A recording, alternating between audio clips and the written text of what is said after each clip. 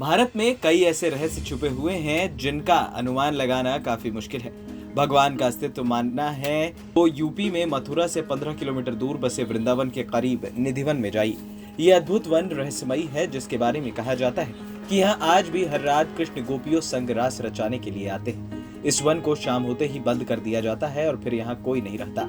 इस अद्भुत वन वाटिका को लोग निधिवन और मधुवन के नाम से जानते हैं। इस खास रिपोर्ट में हम आपको वृंदावन के इस निधिवन से जुड़ी अद्भुत रहस्यमयी बातों को बताने जा रहे हैं जो आज भी रहस्यों से परे है। इस वन की सबसे खास बात यह है कि अगर वृंदावन में सबसे ज्यादा बंदर कहीं है तो यही है, लेकिन शाम होते ही ये बंदर कहीं चले जाते हैं। उसके बाद बिल्कुल नजर ही नहीं आते।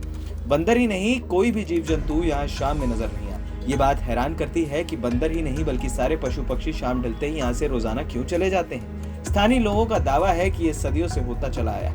रात में रुकने की यहाँ सख्त मनाही है।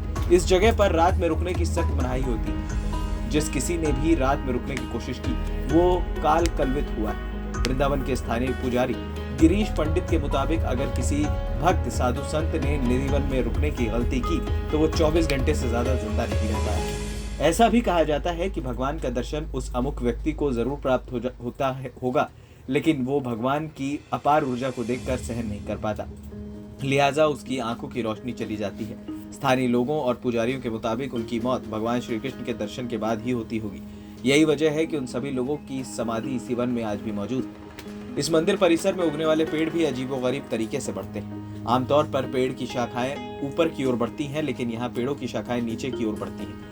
ऐसी भी मान्यता है कि निधिवन की सारी लताएं गोपियां हैं जो एक दूसरे की बाहों में बाहें डाले खड़ी हैं। जब आधी रात में निधिवन में राधा रानी जी बिहारी जी के साथ रासलीला करती हैं तो ये लताएं गोपियां बन जाती हैं। ऐसा दावा किया जाता है कि जो कोई भी यहाँ किसी वृक्ष के पत्ते को ले गया है उसके साथ कुछ न कुछ अहित हुआ है, इसलिए लोग पत्तियों को ले जाने से परहेज करते हैं। कहते हैं कि वृंदावन शहर को बसाने में निम्बार्क संप्रदाय के स्वामी हरिदास का अहम योगदान था।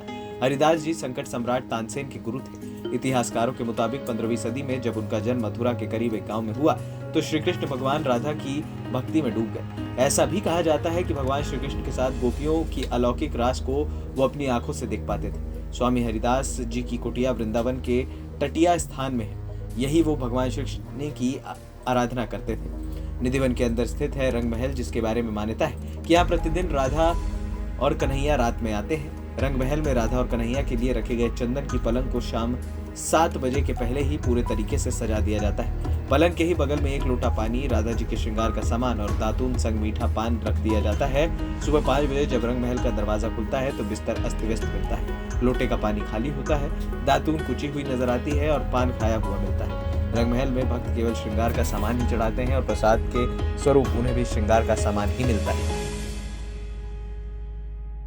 ANP न्यूज रूम की रिपोर्ट।